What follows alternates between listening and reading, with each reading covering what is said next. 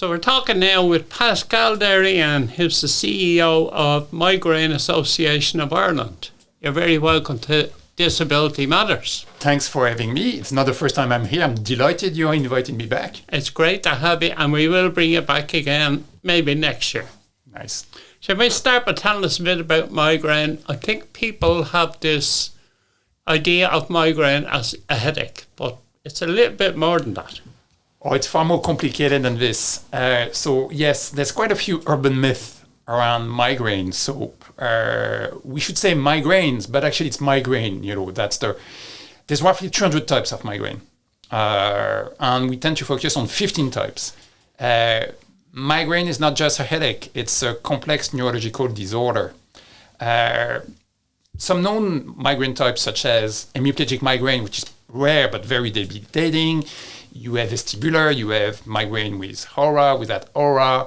It's a multifaceted, it's not a one-dimensional condition, which makes it hard to first diagnose and then to, I suppose, medicate as well to a certain degree.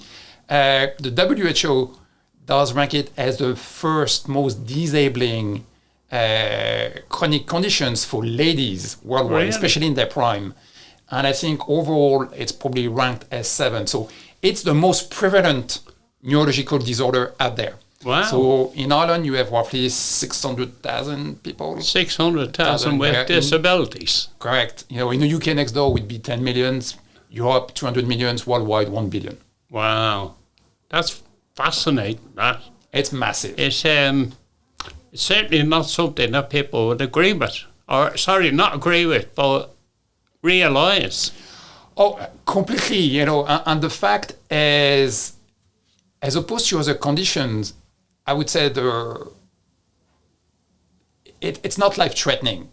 So it tends to be deprioritized in terms of stack ranking. And some people could argue, rightly so, because you have far more complex neurological disorders such as, obviously, MND, epilepsy, MS, and so on. However, because of the prevalence, it's not given the attention it does deserve because there's a social burden, there's a professional burden as well. And there's obviously a lot of complications with this. So, for example, the impact on the Irish economy is around 260 million euros due to loss of productivity and so on. Because a lot of migraineurs are trying to function and work. They're not suddenly become a write-off. And then there's also complications and obstacles such as access to diagnosis or medication. So I'll give you one stat, for example. Ireland has 1.2 or 1.3, so anyway, it's around that range, neurologists per capita, which is 100,000. Okay. The average in Europe is 9.2. So, yes. That doesn't surprise me. We're an outlier on multiple levels, but that's one data. I get you. Is it a lifelong condition? Well, so 70% ladies, 30% men and children. Depending on the type of migraine, so you may have episodic migraine. And like it says on the tin, it's episodic. You may have it for a number of years and may disappear. Yeah. You may have chronic migraine, which is a bit more complicated. There is also for ladies, there's hormonal changes. So what we know and what we hear is a lot of women tend to carry migraine as a condition through their prime, which is probably around teenage years up to their 50s. And then sometimes the menopause can be a relief. However, really? Yes, because there's a lot, migraine is so complex, it's hormones, triggers, there's a lot of things which probably we don't have time to go into details today. However, the main message is, unfortunately, some people do carry the flame of migraine way beyond those years. So, but there's a decrease. So to answer your question, it could be time-banded, but for some people, it's a life condition. I get you. And there's a lot of symptoms associated with migraine that you wouldn't expect. Correct. So, sorry for the listeners, but allow me to be graphic for a second. So we park the headache, which is obviously a symptom that most people tend to know. However, you have a bunch of others. such as diarrhea, vomiting, throbbing jaw, throbbing pains, paralysis, visual disturbance, blurry vision, and so on and so on. Also, it's pretty important to underscore that it may vary on the type of migraine you may have as well. So, of course. So it's pretty important. And also, you may have migraine as a primary condition, whether it's episodic or chronic, or you may have migraine as a secondary condition, such as acquired through brain injury or MS. There's a lot of migraines in MS, people living with MS, and so on and so on. So as you can see, we have a very complex, I suppose, array of symptoms, which it makes actually pretty difficult from a diagnosis perspective as well. I was just going to say that. Yeah. That makes it really difficult to diagnose. Absolutely. So we reckon, not only in Ireland, but probably far more in Ireland, that 50 to 60% of people are not properly diagnosed. Okay. It takes roughly 8 years to be properly diagnosed because first... Is that because of the complexity of it? There's a complexity, but also Ireland being Ireland, we're a bit of an outlier as well. There's a deficit of knowledge in the HCP community. HCP stands for healthcare practitioner. So be it pharmacists, doctors, and so on. At GP level in primary care, we reckon there's less than 4 hours training at undergraduate level on migraine and headache disorders. So very often, a migrainer may be far more knowledgeable. Also, at GP level, because of this, a lot of people tend to be referred to neurologists, and wrongly so. Like I said, lack of neurologists in Ireland, so you have a bottleneck. Then also you have Dublin and the Great Divide, public versus private, and you have a perfect storm in Ireland. It's difficult across a lot of jurisdictions, but in Ireland especially. So some people tend to self-medicate, and they should not, because there's medication overuse or medication overuse headache when you move into a vicious cycle. You have alternative treatments. You should not go really near it, but you have preventive and acute. It can be anything from beta blockers to triptans to injection. Yeah. And again, it's such an individualized condition that what may work for an individual, depending on the type of migraine they have, may not have. So I would also add, just to finish on that migraine has no biomarkers. So as opposed to Parkinson's, for example, if you do a retina check, you may start to detect some symptoms. Diabetes, it's almost easy. You do a blood check, you time in range, and so on and so on. As migraine, that's not the case. So it should be an array of questions and so on. So you have, again, that complexity or complication, add a layer of obstacles for migraineurs to be properly diagnosed, which is one thing, and then being on the course of the right treatment, because many times you may start one treatment, may not work, you may have to move to another one, and so on and so on.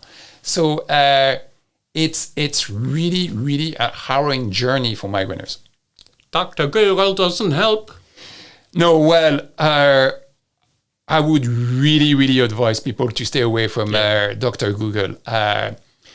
From a headache perspective, I think, first, I think migraine is also an exclusion game. That's why I had a bit of a lens to the process, because you want to exclude sinister scenarios, which rightly so. Yeah. However, if you have the right set of questions, I have been told times and time again by people who are, I'm not a clinician, but by people who are neurologists or eminent in the area of migraine, that if you narrow down, you can more than likely diagnose migraine, and then you just validate this by maybe a set of, maybe an MRI would not necessarily give you anything, for example. So it's almost a waste of time. So it had a lot of complexity to the process. Well, so Google, please stay away. Sorry to interrupt you. Can I say that MRI is probably, you say it's probably useless in the diagnosis. However, a lot of doctors use it. Yeah. So I would say, if we speak strictly in absolute terms regarding to migraine, yes, it's probably not going to give you anything. What it may give you, it's not something else. Yeah. However, depending if you have episodic, in terms of chronic migraine, people tend tantrum type 1 or cluster headache or stuff like that. I think there's a due diligence as well.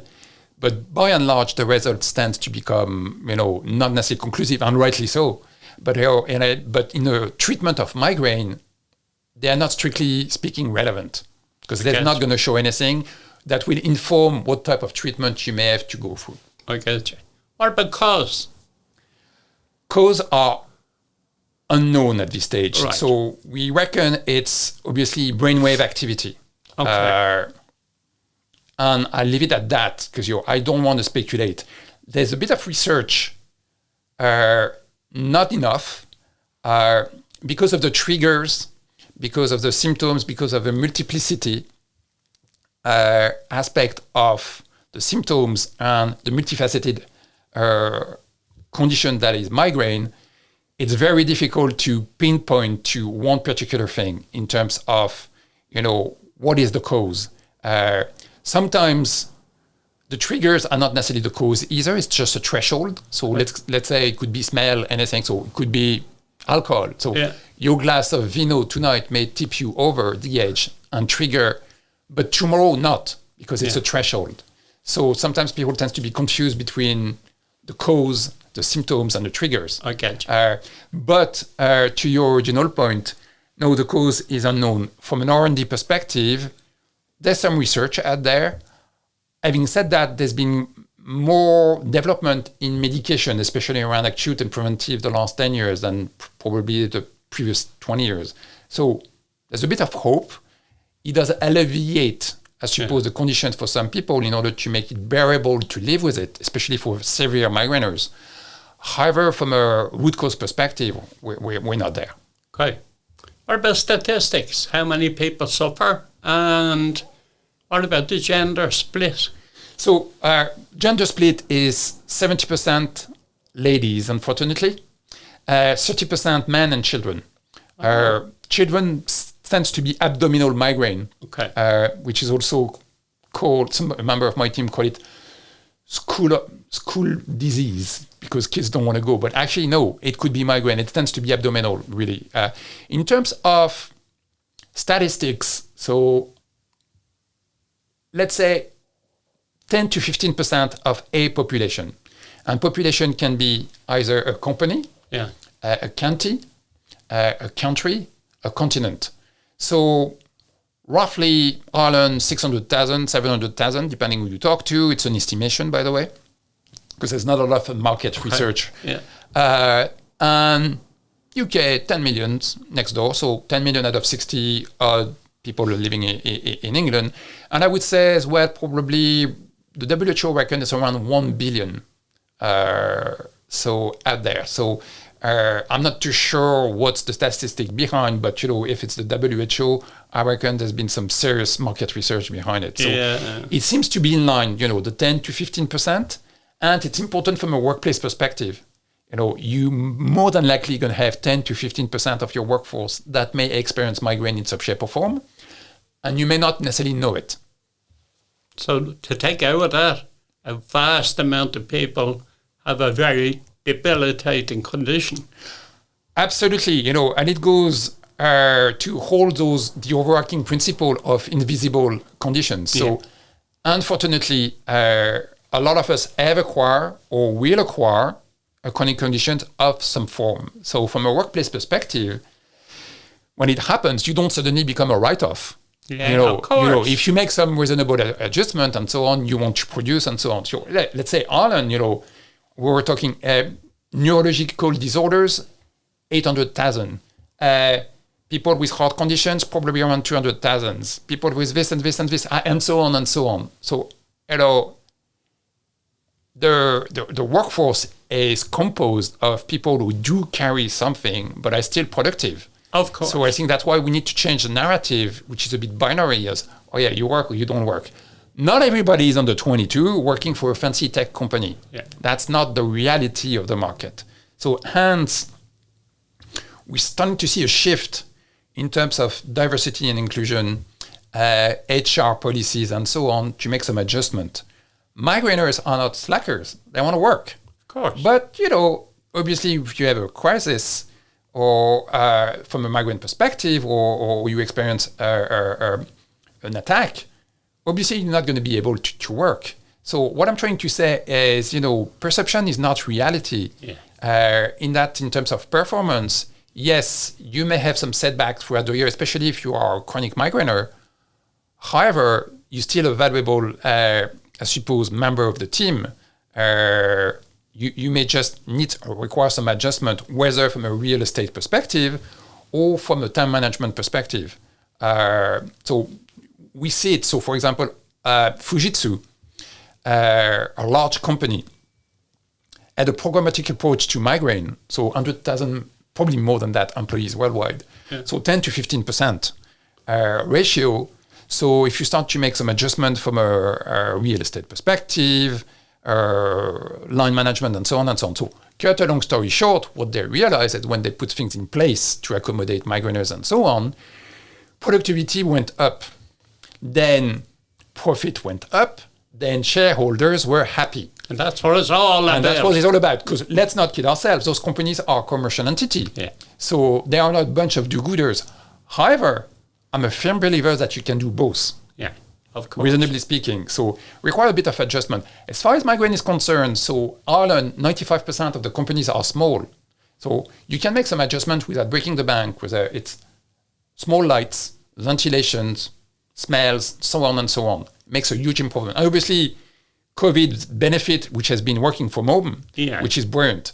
So you can do things. It's just, we need to stop having that binary approach to things and debunk a few myths. That's valid for migraine. That's also valid for other things. Of course.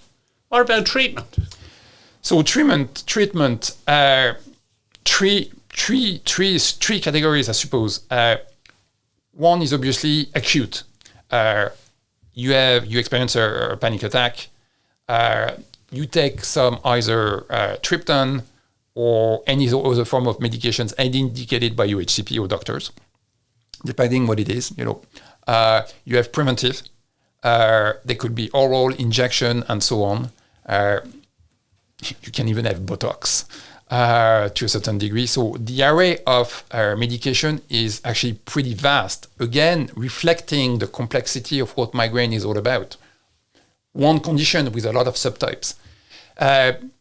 Then you have what I call my pet head, which is alternative treatments or complementary treatments or homeopathy and all. Yes, so you have some good things and bad things. So massive caveat from my part. So we know that yoga, acupuncture, and so on provide some benefits. Supplements, B6, vitamins, yes. However, overdoing it can actually become a trigger and trigger some liver issues. And then you have a vast industry of people preying on vulnerability online, especially, who are selling you anything, snake oil merchant, anything from transfusions to this and this and this and this. Some crazy stuff out there. And it's actually, they're preying on vulnerability. So for example, if you have cluster headache, which is also called the suicide headache, you want to get rid of all cost. If your health literacy level are not strong enough, or if you experience pain to a point you have given up and you are willing to, what those people are really interested in is your wallet. Yeah. Not making you better. I guess. So it comes with a very big warning. If it's not sanctioned by medical studies, or if you don't talk to a doctor, that's the main thing to do. Don't take anything on your own. So never, ever self-medicalize. Never, ever self-prescribe. Is it always medication? Well, you can do, like I said, your acupuncture and so on. By and large, yes. Obviously, exercise, diet play a role. Probably not on its own. Exercise, for example, exercise can be a double-edged sword with migraine, so it can trigger an attack. So if you do power walk or run, just do a 5K first. Don't go for a marathon just yet. Right. High intensity endurance on a long-term basis can trigger. But again, it varies from individual to another. That's very low impact. Yeah, I get low impact stuff is actually recommended, and then diet and so on and so on. What migraine loves, like any other chronic condition, is routine. As much as you can do routine. So migraine doesn't really like different time, jet lag, long flights, shift work, all these type of things. So tell me, if there's somebody out there listening to this and they just got a diagnosis, first-time diagnosis, what advice would you give? So first, don't panic. There's twofold. So keep regularly in touch with your HCP. That's important. Get a diary. It's super important that you understand the patterns of your triggers. So actually, Migraine Ireland, we provide diary. So just go through our website, migraine.ie, or just contact us at info@migraine.ie, and we will be delighted to send you one. We only ask you to cover the cost of the postage because we are a charity. The other bit was, and actually there's paper-based diaries some people prefer. There's also a lot of e-diary as well out there, Migraine Buddy and so on and so on. The other bit was you can talk to our info line, so we can do a bit of signposting and so on, which is important. So the diary is super important. Check, and really check with your GP regularly. Stay informed, stay tuned. Don't beat yourself up. There's also another element beside medications, and I should probably have answered that question earlier as well, so it just come back to me now, which is obviously any chronic condition. So beside the pathology and the medicalization, there's another aspect, which is how you manage the mental health aspect of it. Of course. The anxiety. So we know that any chronic conditions, you may come up and downs. So I would say there's a form of acceptance first. It's a bit like grief process almost. So a bit anger, grief, and so on. At Migraine Ireland, so we do two programs. One is a self-empowerment course. It's 2 weeks. It's delivered in-house by our nurse and a member of our team. And it's really not about medications. That's not our role. It's really around, what it is to go through migraine and how can you empower yourself to probably avoid the victim syndrome to a certain degree.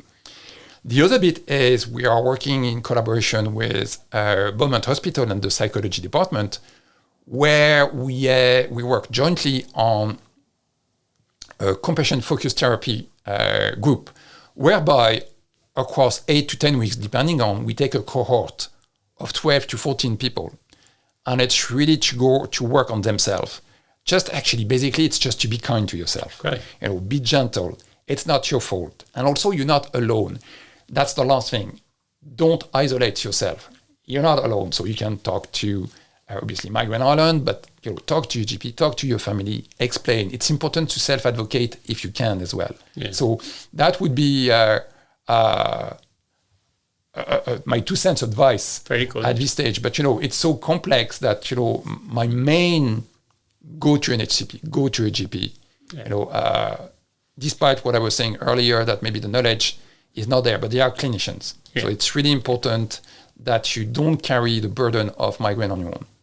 Right, if we move on then to Migraine Ireland, remind us when that was founded. It was founded 30 years ago. And why it came on stream. 30 years ago on the kitchen table by a lady called Holly Craven. And it has evolved to become a Section 39 to HSE. So we're provided, obviously, the compassion-focused therapy group, the self-empowerment, but we also do 3 or 4 other things. So as you know, we are pretty active at advocating and debunking the myth online. So as an organization, we do obviously the standard radio interviews, press, and so on and so on. We do workplace talks. We do probably 1 to 2 a month, depending on. So, for example, actually, we're already in August. In July, we were in Facebook, in situ, whereby we do it's a migraine 101, especially geared up towards people who may not know what migraine is all about, who may have a perception of, sure, it's only a headache. I can tell you there's always a ha-ha moment when you do those things. And then what we do, which is one of our, I suppose, staple almost service, is we do 1 or 2 public webinar every month. They are free.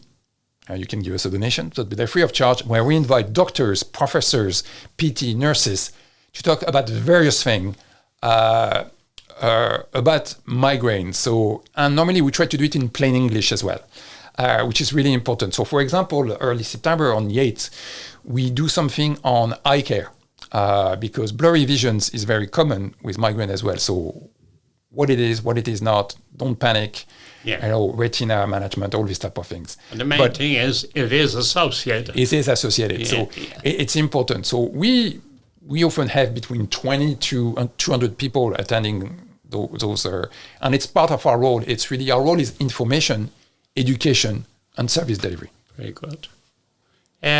All the services, are they the only services you provide? So well, yes, strictly speaking. However, there's some what I call associated initiatives. So one thing is we're getting a new website. So you may have noticed, I think our website is probably down at the moment. Yeah. We have a new website.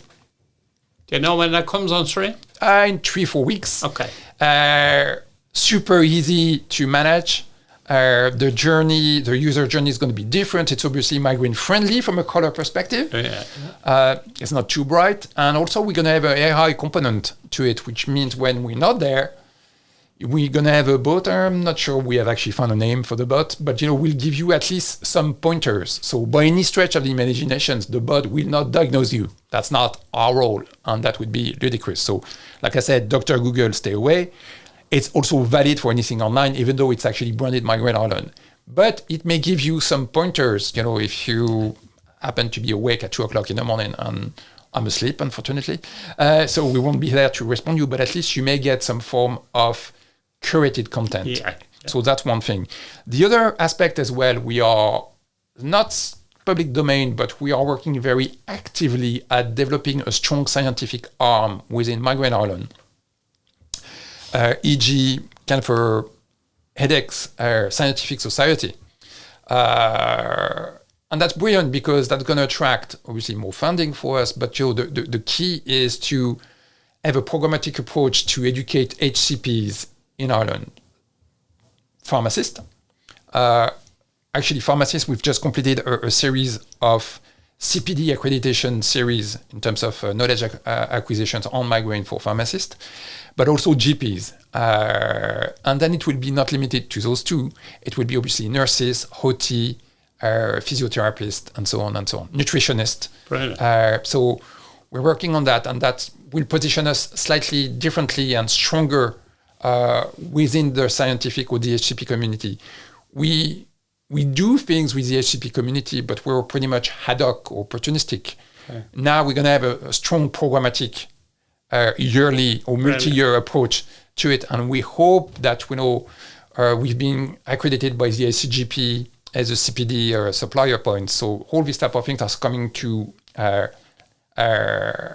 terms together, and actually they're merging. So the stars are aligned. So we hope in terms of associated services, it will probably help. And obviously, we're working more with hospitals ourselves.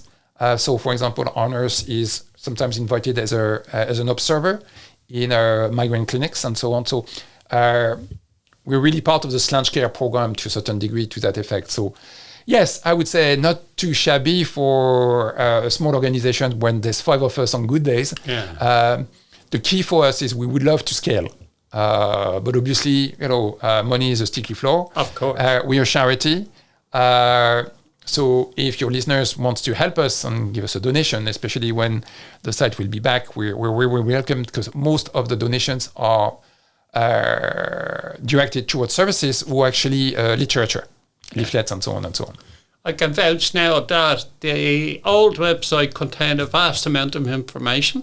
I would say that if I was a person newly diagnosed, I would find all that I needed on that website. So I presume the same will happen on the next. Absolutely. What we're trying to make is our previous website was great. You could argue there was almost too much information, and I think the ease of There's never too much. The ease of finding information was not there. So over the years, we added some plasters on it, and it served us well for the last 10 years. But we have to move. So now it's going to be far more immediate in terms of and comfortable as well for migraineurs in terms of journey. Absolutely. And what we're going to have also is probably an HCP section, which will have a login where we're going to direct all the doctors, GPs, and so on to this and get access to videos and all this type of things. We're also part of ViewMedi, which is a global video platform for doctors only. And I think we probably, our videos have clocked roughly 60,000 views last year. So we were delighted with this because, well, besides just the vanity metric, it means there's value. So, like I said, I'm starting to see a shift towards migraine in terms of realizations within the healthcare community that, there's probably an opportunity to reduce presentations in A&E and so on if we really treat migraine at primary care level. Because I think generally that's where it should be dealt with. Of course it should. We're right at the end of our time. You'd be glad to know. I could talk to you for hours. Is there anything else you'd like to say before we go? I would say, well, first, thank you. You're very welcome. That's super important. Like I said, never two without treat. At the third time we've been here, and we're delighted. I think it's important because with reputation, there's education. And that's really, so what I would say is, if you don't know much about migraine or if you have a perception, reach out to us. We'll be delighted to direct you, do signposting. We don't always have all the answers, but what we commit is to try to find the right one. Pascal, thanks for talking to us here at Disability Matters. Thank you so much. It's our pleasure.